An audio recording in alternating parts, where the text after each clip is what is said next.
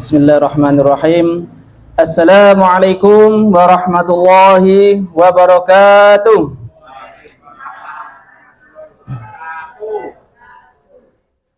Innal hamdalillah nahmaduhu wa nasta'inuhu wa nastaghfiruh wa na'udzu billahi min syururi anfusina wa min sayyiati a'malina may yahdihillahu fala mudhillalah wa may yudhlil fala hadiyalah. Asyhadu an la ilaha illallah wahdahu la syarikalah wa asyhadu anna Muhammadan abduhu wa rasuluh. Allahumma sholli ala Muhammad wa ala ali Muhammad. Bapak ibu-ibu jamaah napa nih? Mushola nggih. Mushola Anur nggih. Yang insya Allah dirahmati oleh Allah Ta'ala. Kaping sepindah monggo sesarengan kita ngraosaken puja puji syukur dumateng ngarsaning Allah Subhanahu wa Ta'ala. Bilih sonten menika kula lan panjenengan sami saged manempal manunggal menghadiri pengaosan ing sonten menika. Salajengipun sholawat salam monggo kita aturaken dumateng junjungan kita Nabi Agung Nabi Besar Muhammad sallallahu alaihi wasallam, dumateng keluarga beliau, dumateng istri-istri beliau, dumateng para sahabat beliau, tabi'in, dan kepada seluruh umat beliau yang tiba pada beliau, dan semoga kula lan panjenengan sami klebet umat beliau ingkang mendapatkan syafaatipun teng yaumul kiamah. Amin. Niku pertama-tama nggih Bapak Ibu nggih, perkenalaken nami kula Mas Anton saking Kaliyoso, tepatipun Krendowahono, Gondangrejo, Karanganyar. Tahun kepengker ataupun bulan Ramadan tahun lalu niku kula nggih pernah mriki. Bahas napa niku, Pak? Tesih kelingan mboten? Tesih kemutan mboten? Lah, jadi biasanipun yen teng bulan Ramadan niku pembahasannya kan seputaran apa biasane? Amal nggih. Tentang sholat, tentang membaca Al-Qur'an ataupun tentang amalan sunnah ataupun wajib yang lainnya nggih. Lah, khusus sonten menika insyaallah pembahasan kita seputaran kesehatan. Karena untuk bisa sholat dengan tegak, untuk bisa melaksanakan kewajiban puasa ataupun siam ing bulan Ramadan niku butuh fisik yang kiat, utawi fisik yang sehat. Soalnya semisal fisiknya sakit, ya otomatis seseorang itu ajeng puasa niku nggih boten kiat. Tapi soal fisiknya sehat, insya Allah puasanya pun juga kuat, asalkan niatnya juga kuat. Soalnya kata Bapak Ibu sedanten, di luar sana fisiknya kuat, tapi niatnya mboten kuat. Tapi ada juga sin fisik ini ku nggih mbuh kuat, mbuh ora, separo-separo, tapi niatnya kuat, akhirnya nggih kiat puasa. Kan kata sing ngeten niku nggih Bapak Ibu sedanten nggih. Lah, jadi yang pertama-tama niki kula ajeng nyampaikan di surat Al-Baqarah ayat 168. A'udzubillahi minasyaitonirrajim. Ya ayyuhan nasu kulu mimma fil ardi halalan thayyiban wa la tattabi'u khutuwatis syaiton innahu lakum aduwwum mubin.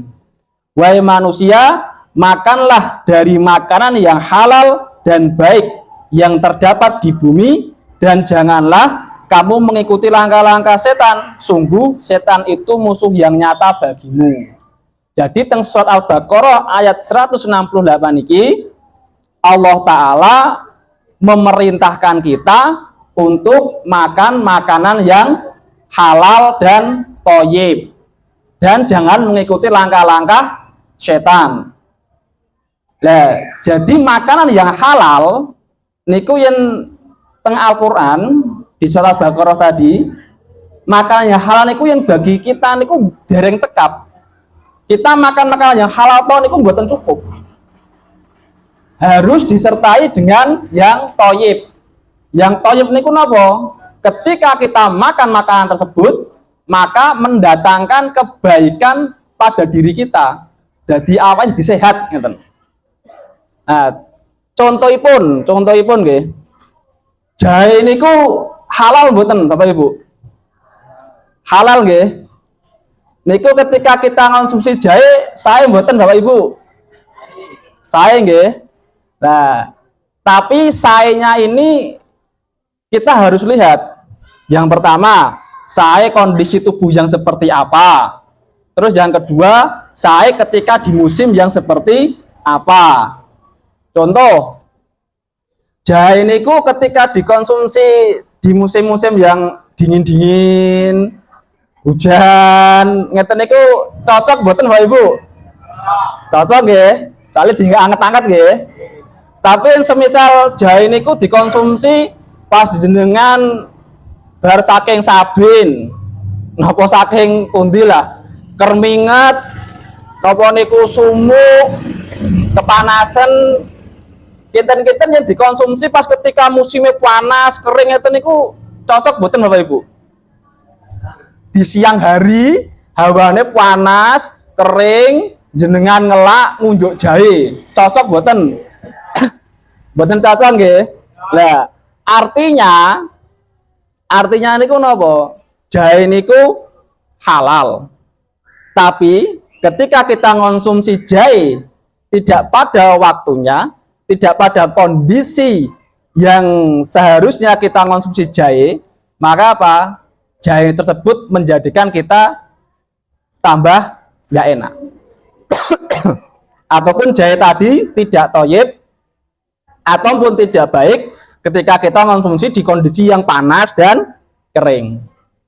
Nah, jadi hal ini harus kita pahami. Jadi soal seperti ini teng Al-Qur'an itu disebutaken. Jadi mboten saged semisal kita itu makan sembarangan, sementing mangan sak-sake, penting sehat, enggak bisa. Kalau orang pengen sehat, mesti dia akan memperhatikan pola makannya dan kondisi tubuhnya. Termasuk cuaca yang sedang terjadi. Contohipun yang lain. Napa niku biasane niku yen sayur niku disayur napa biasane? Sayur bening nggih. Sayur bening utawi sayur oseng. Kadang kan ngeten disemuk apa di bening utawi di oseng. Sayur ketika kita nyayur bening, kondisi cuacane niku ketika panas, terus juga kering, terus jenengan saking sabin nggih, kotos-kotos keringete, niku yen maeme kita sayur bening, tahu, tempe, enten ikan atau enten ayam itu seger mboten? Seger nggih. Karena ketika dia di sayur bening niku, sifatnya sayur bening niku cenderung dingin, dikonsumsi ketika panas-panas, saking sabin atau dari sawah seger makan itu. Tapi ketika dari sawah wis kepanasan, wis hawane wis sumuk, terus ngelak, terus sayurnya kalau dioseng pedes niku kinten-kinten cocok mboten? Mboten cocok nggih. Cocok itu.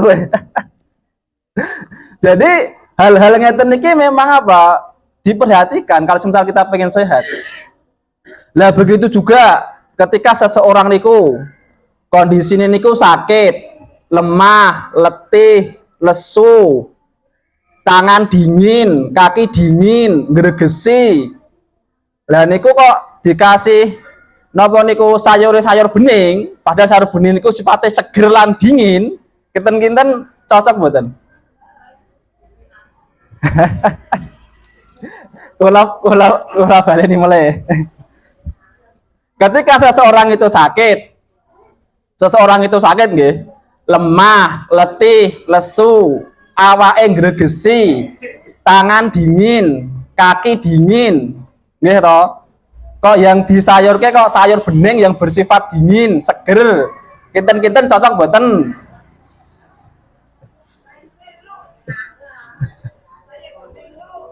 kurang anget nggih Bu nggih. Jadi kersane anget biasanya dimasak apa Bu? Bening ning anget. Yen seumpami nggih Bu nggih, semisal kondisi ini lemah, letih, lesu, tangan dingin, kaki dingin, berarti masakipun harus dikatai rempah-rempahipun. Misal contoh dimasak kado soto, kasih rempah yang kuat, seger boten niku.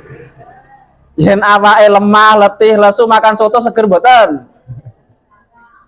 Karena kenapa? Ketika habis makan soto, utawi makan sop yang dikasih rempah yang kuat, ke badan menjadi anget. Lah, sebenarnya ngeten niki kan ibu-ibu kedah mangertosi ngeten niki. Wow, cuacane ngeten niki, berarti kalau masaknya harus seperti ini. Oh, cuaca ngeten niki harus seperti ini. Itu harus paham.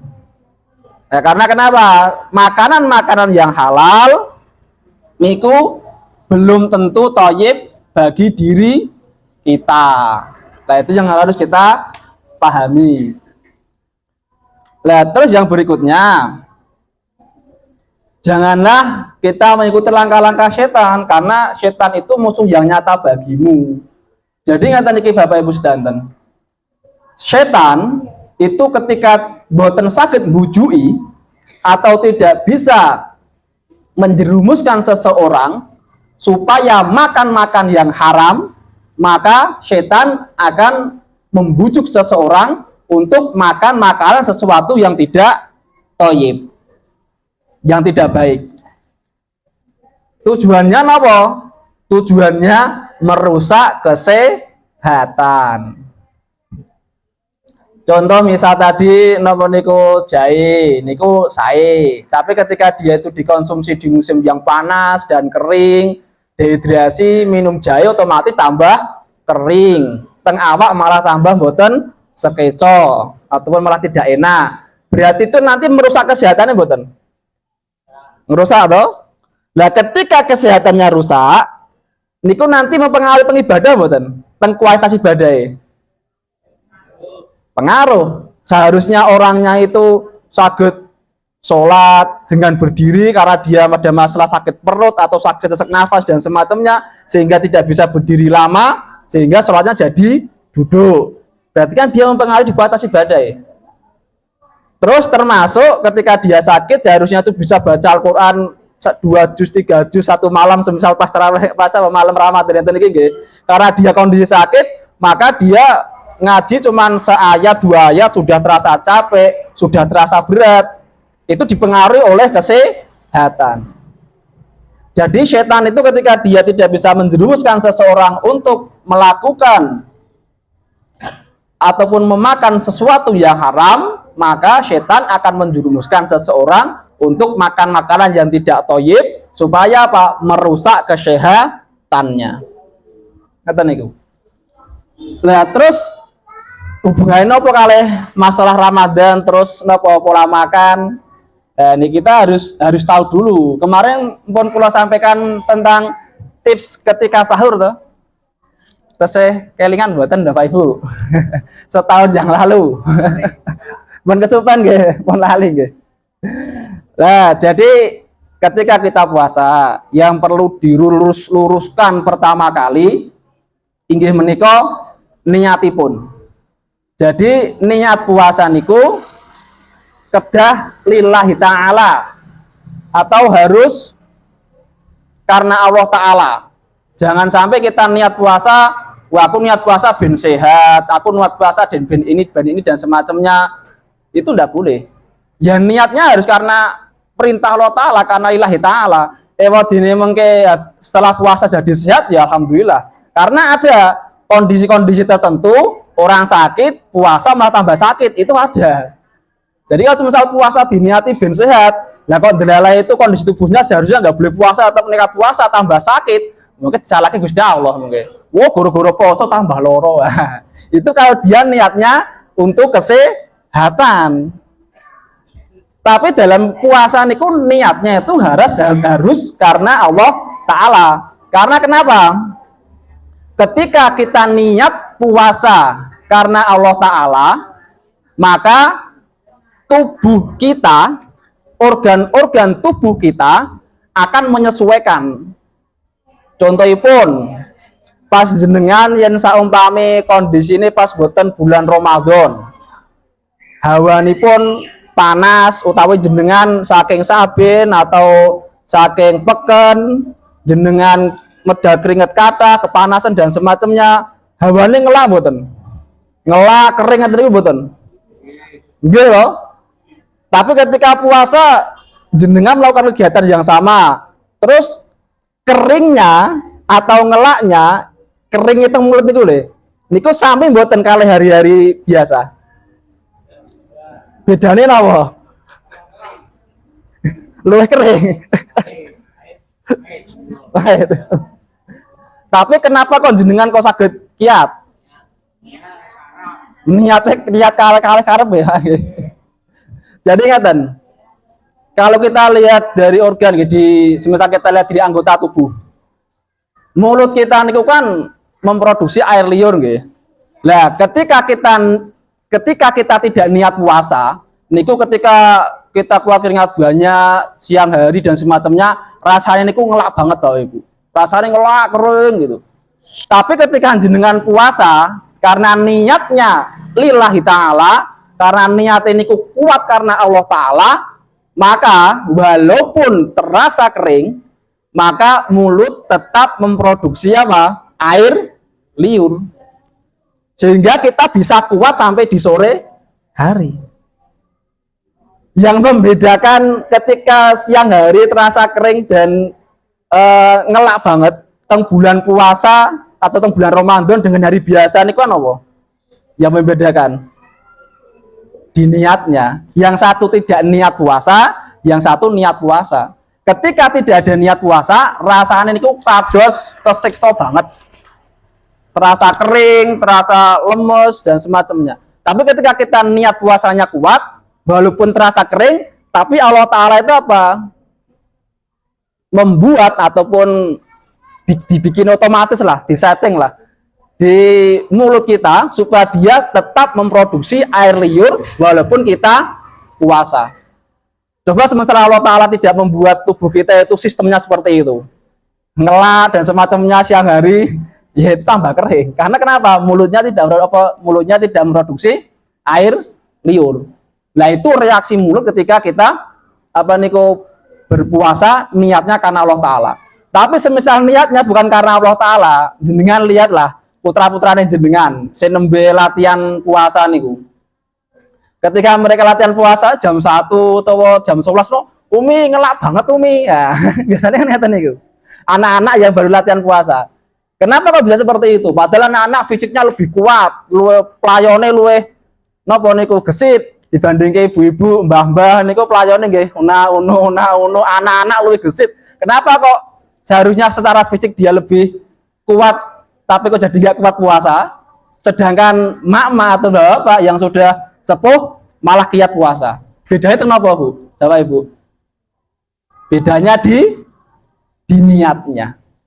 Anak-anak sebenarnya misal dia sudah tahu niatnya, dia sudah balik dan semacamnya, dia kuat. Ketika dia niatnya sudah paham niat puasanya.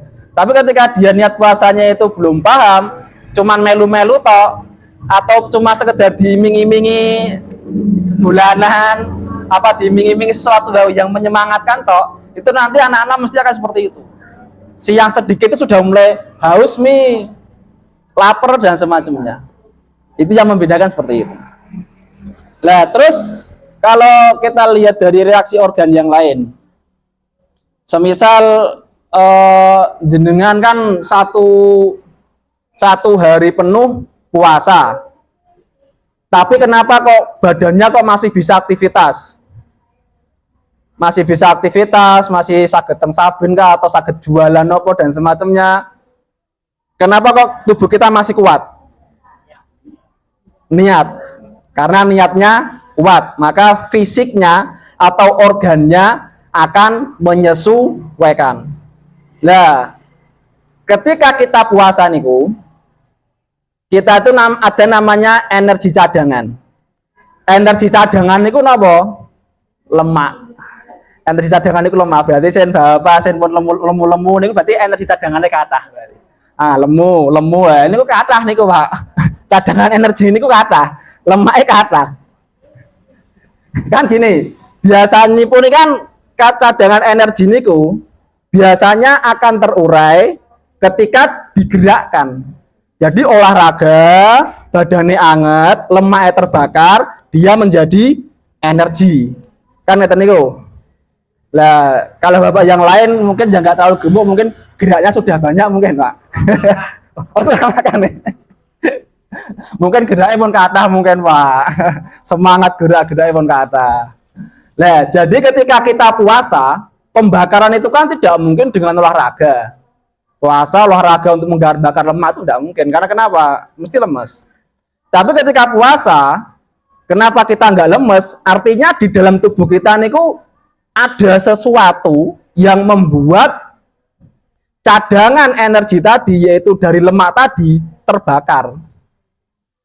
Nah, karena kenapa? Dengan niat, maka organ liver, dia ini, ya, ketika kita puasa ya, organ liver ini, dia akan bekerja dengan membantu pemecahan glukosa yang disimpan di hati dalam bentuk apa? Dalam bentuk lemak.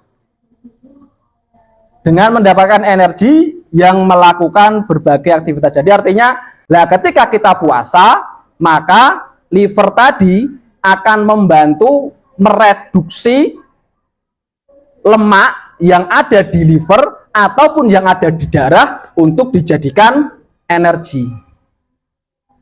Kalau semisal itu tidak tereduksi, mesti jenengan pelemes. Yang mboten percaya dengan lihat orang-orang yang kondisinya hari-hari biasa, mboten niat puasa, tengah hari dereng makan, meskipun kelintingan itu, terus lemes, terus kelintingan dan semacamnya. Karena kenapa? Dia tidak ada niatan puasa, livernya tidak membantu mereduksi lemaknya dijadikan energi. Tapi ketika kita puasa, liver niku membantu mereduksi lemak untuk dijadikan energi, sehingga walaupun jam 12, jam 1 kita belum makan, energi kita masih dan kita masih kiat. Itu yang membedakan apa? Kembali lagi di niat.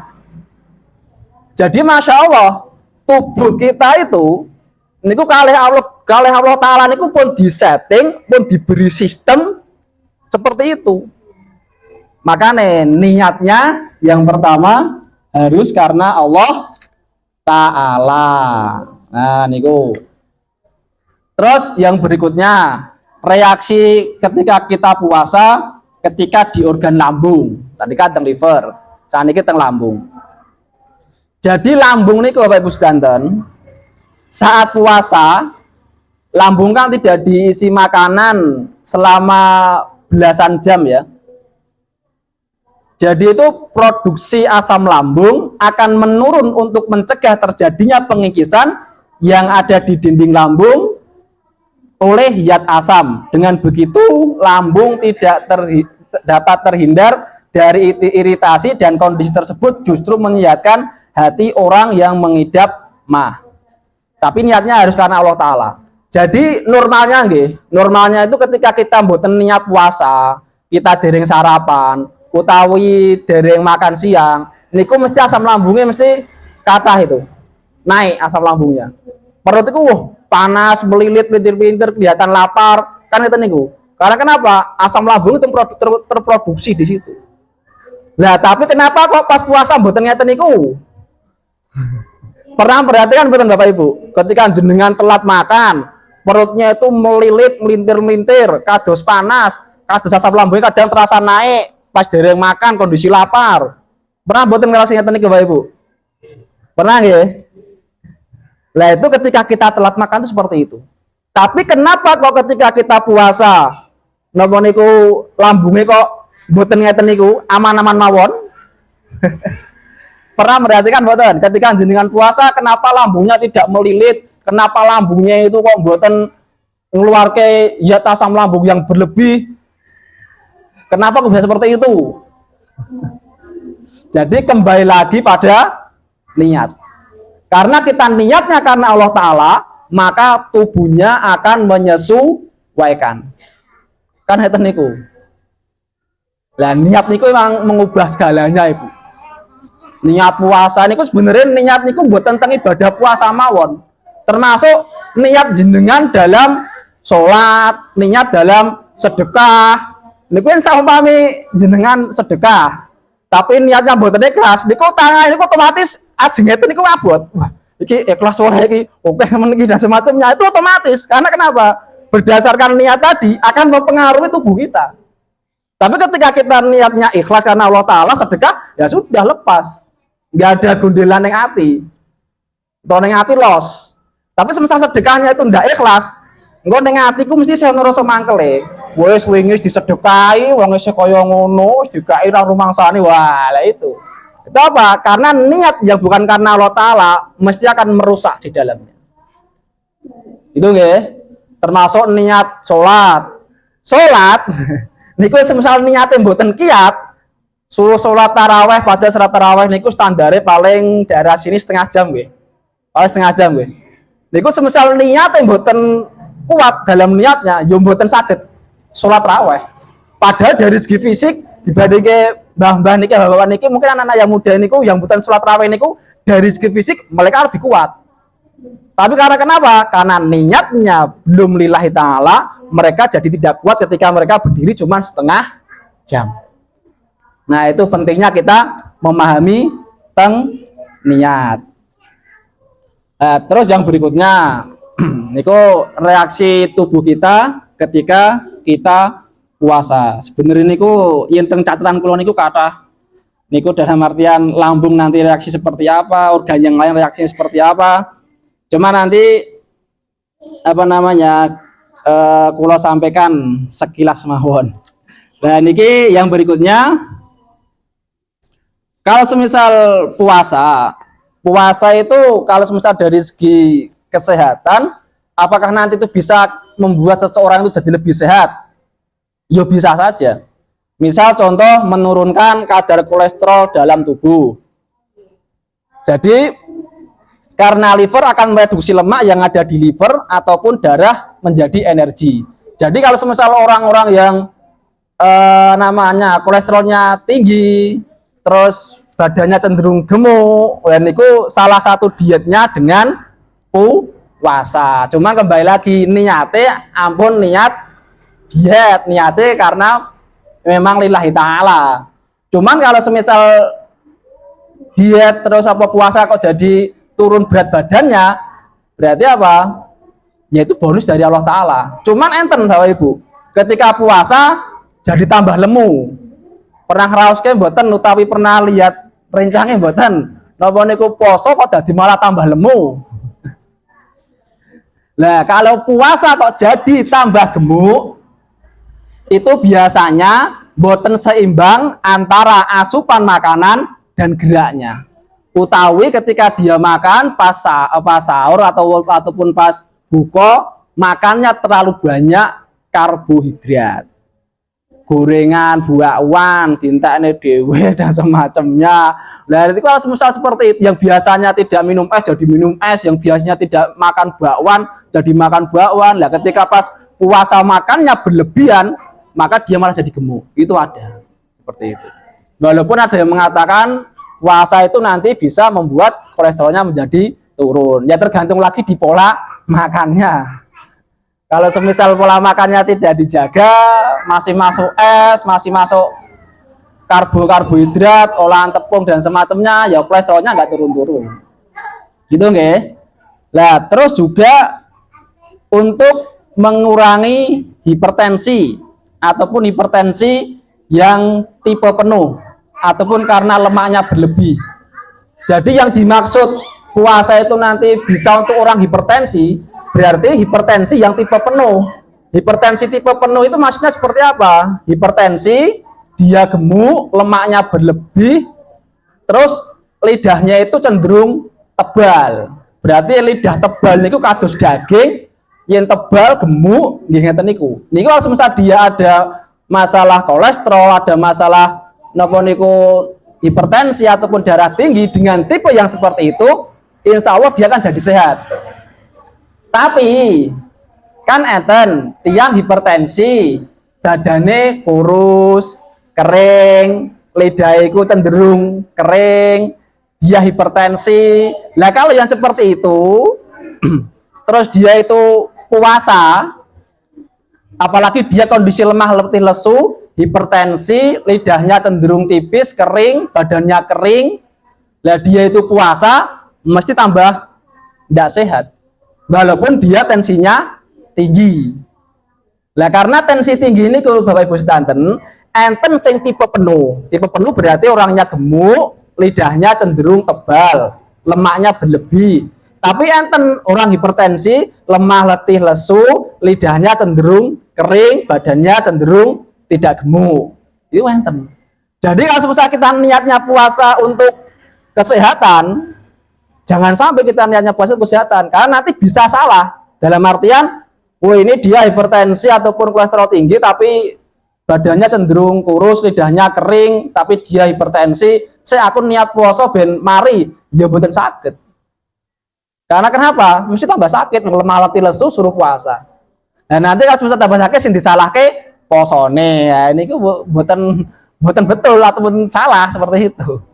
Jadi niatnya harus karena Allah Ta'ala. Walaupun nanti apa itu namanya puasa ini juga akan mempengaruhi di kesehatan kita. Nah, terus yang berikutnya tentang tips ketika sahur.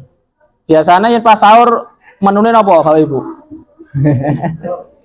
Telur, sate, wes enak-enak.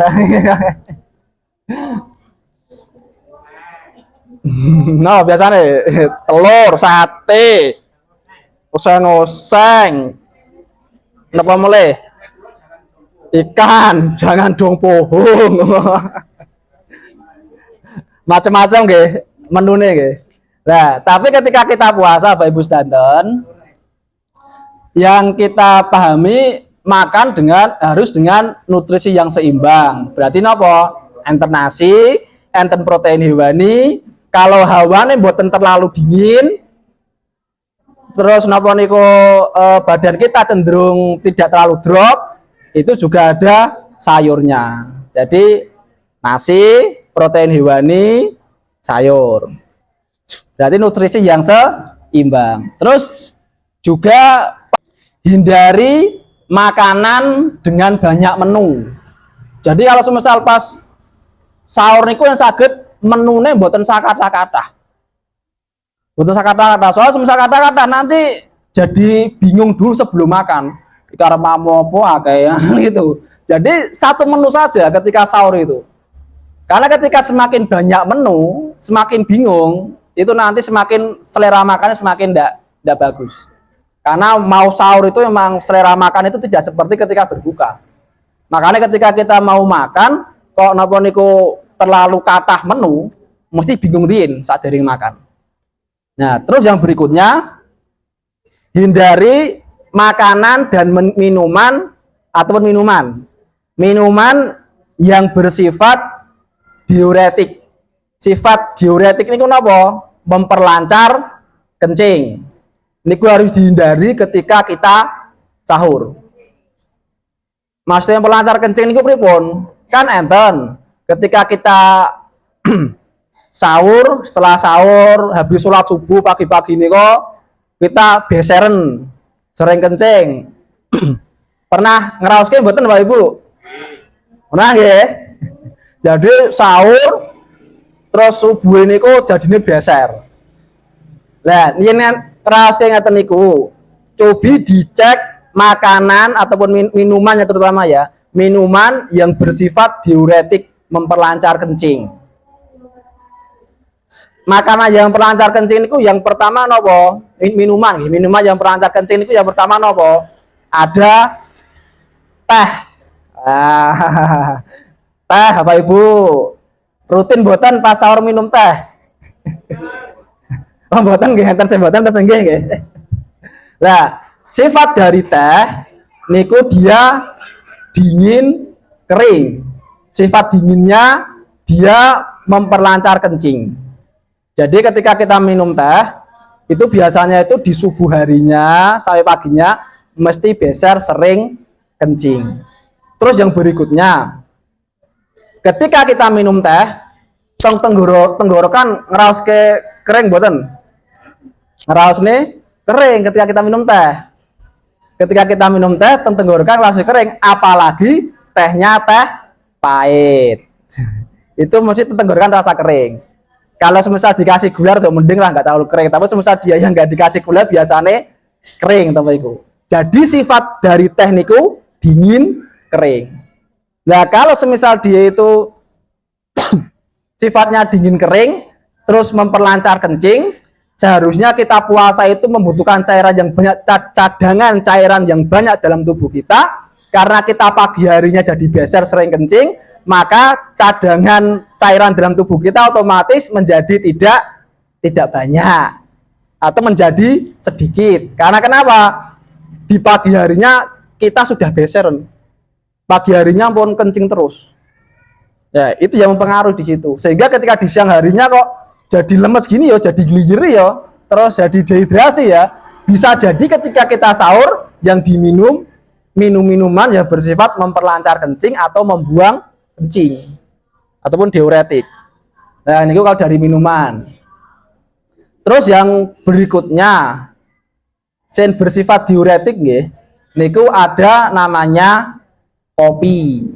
Nah, sahur kunjungi kopi, bapak-bapak, ibu-ibu, enten buatan, buatan nggih.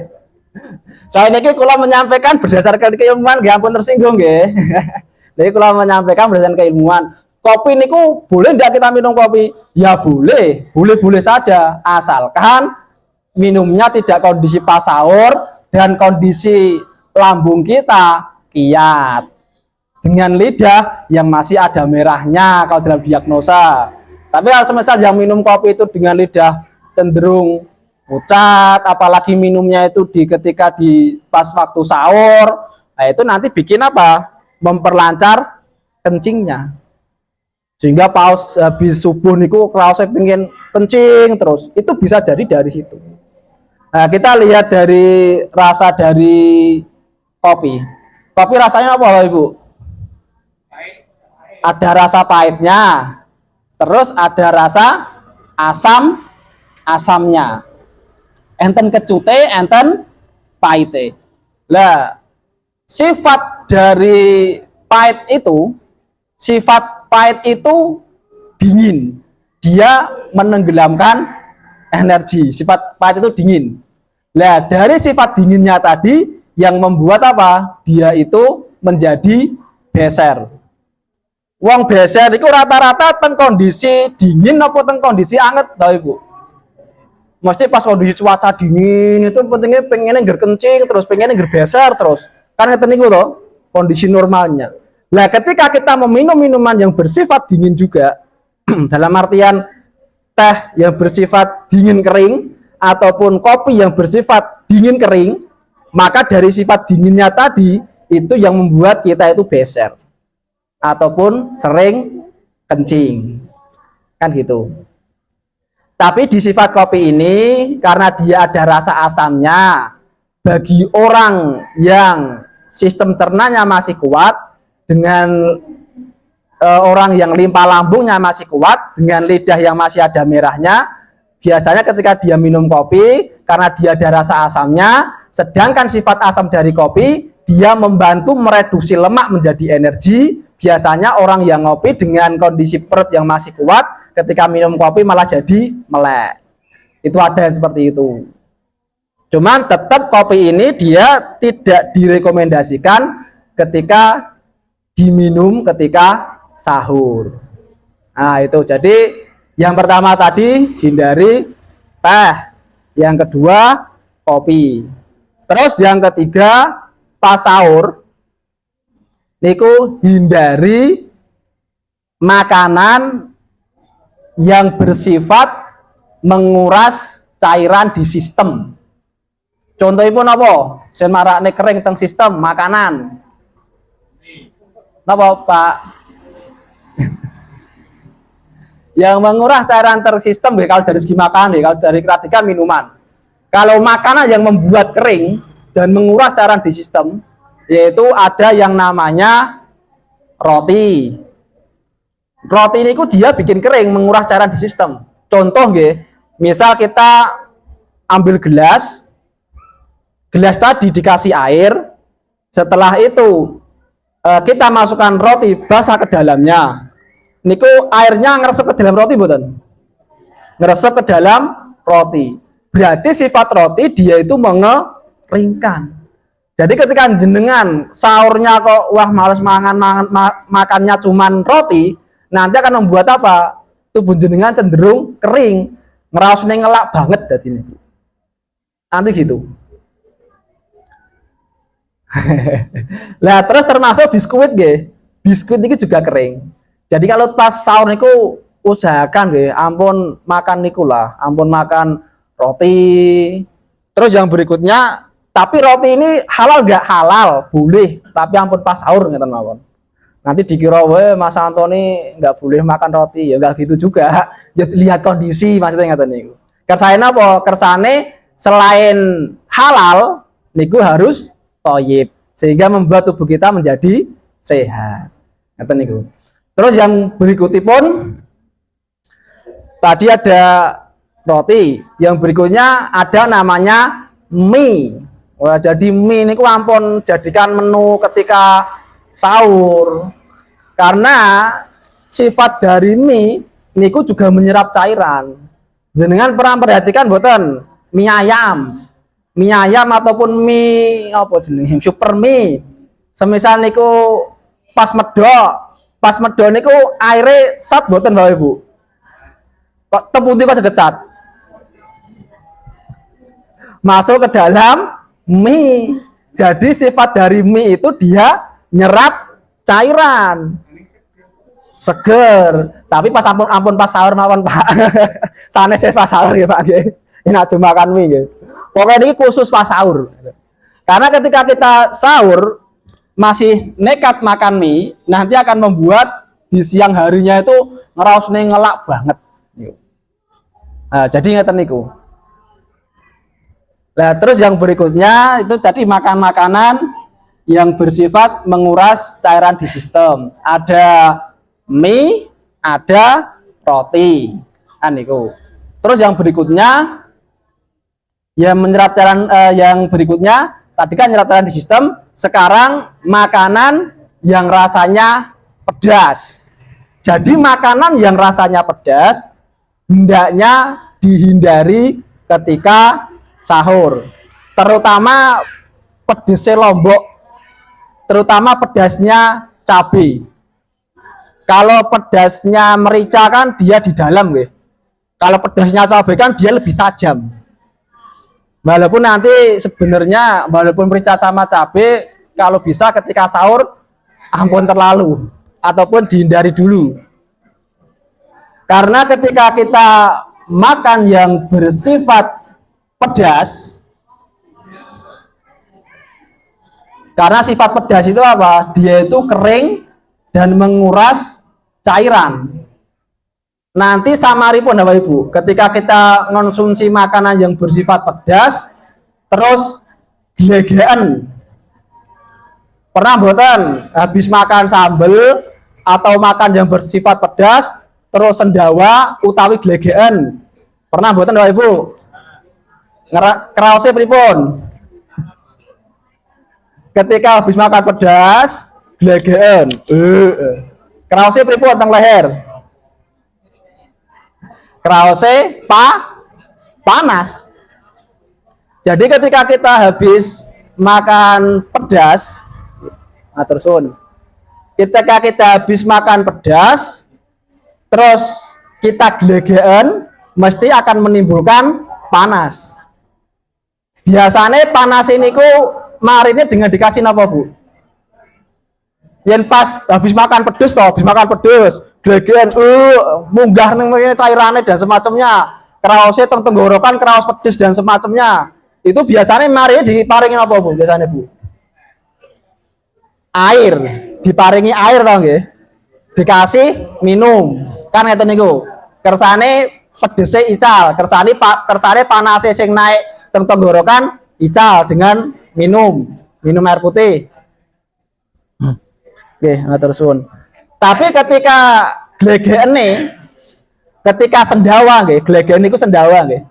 Tapi ketika sendawanya niku pas puasa pripun? Dadoske masalah mboten? Ya mak ini lagi konsentrasi buka snack ini. Nggih, monggo sekecak kirian. Ada jam pinten toh? Menit 50-an nggih. Berarti sekitar 10 menit lagi nggih. Tempat 9 nggih. Jadi 9 menit mulai. Sekedap mulai. Nah, kula ulangi mulai. Masalah pedes wau. Yen saumami kita habis makan pedes, terus glegeken, otomatis akan membuat leher kita juga terasa enten hawa panas utawi enten hawa pedes. Nah, ketika pas boten di posisi ataupun boten pas bulan puasa ataupun Ramadan, maka biasanya dengan dikasih air minum supados boten pedes meleh. Tapi ketika kita di bulan puasa kan boten saged karena kondisinya kita puasa.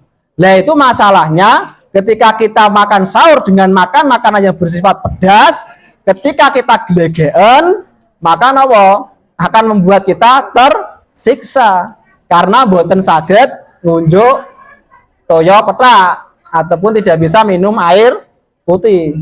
Nah, itulah alasannya kenapa ketika kita puasa di waktu sahur hendaknya menghindari makanan-makanan yang bersifat pedas atau minuman yang bersifat pedas, termasuk jahe itu ampun. Kalau kondisinya pas di waktu sahur. Jadi gitu nggih. Sampai sini paham mboten? Mulai paham nggih tentang sedikit tentang pola makan nggih. Terus yang berikutnya juga yang perlu dihindari yaitu hindari makanan ataupun minuman dengan gula yang sederhana. Semisal gula pasir, permen, atau manisan-manisan itu dihindari ketika sahur. Karena kenapa? Karena dia memberikan energinya itu kelihatan cepat. Cepat naik energinya, tapi juga cepat hilangnya.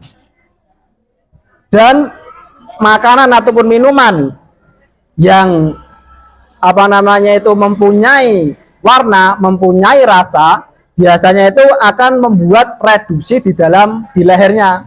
Jadi teng leher niku kados tersekat, kados ganjel niku biasanya kalau makanan dan minuman yang berasa dan berwarna.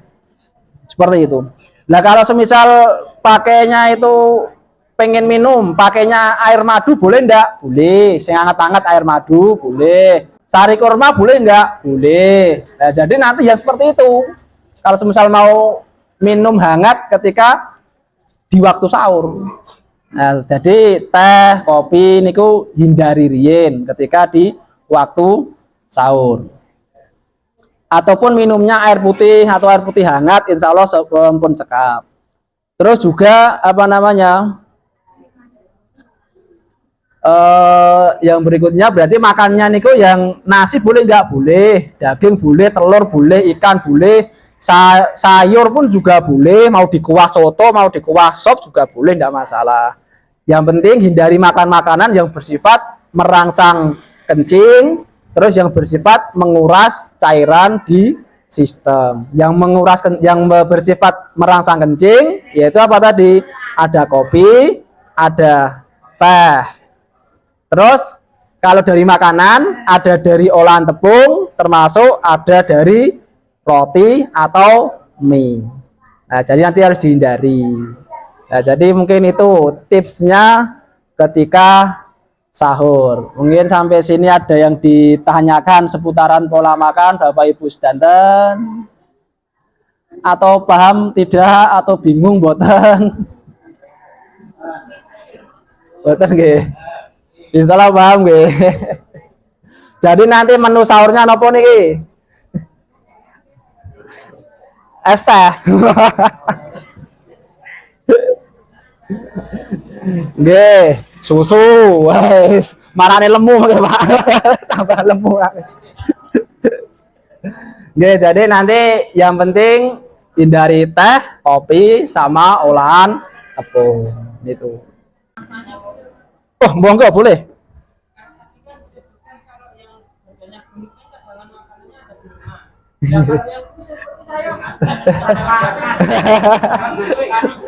Berarti nanti yang kurus-kurus berarti makannya memang harus dipenuhi. Tapi kan gini, kurus kan enten sing kurus sakit, enten sing kurus sehat. Tapi jenengan kan rajin teng sabin, pergerakannya lincah, sering keluar keringat hangatnya, badannya sehat Pak, bukan masalah Pak.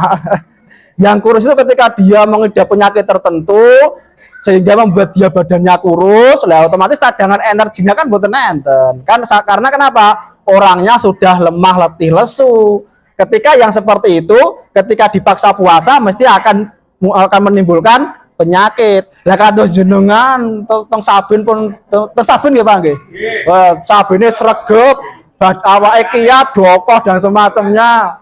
Gawan terus sabin fisiknya kuat, puasa walaupun badannya kurus, ya mboten masalah. Jenengan energinya ya Masya Allah terpenuhi. Jadi maksudnya yang kurus tadi kurus karena memang dia kekurangan energi, kekurangan gizi. Tapi semisal walaupun dia kurus, badannya masih kuat, semangatnya masih bagus, pekerjaannya masih kuat, ya berarti dia energinya besar, dia puasa mboten masalah.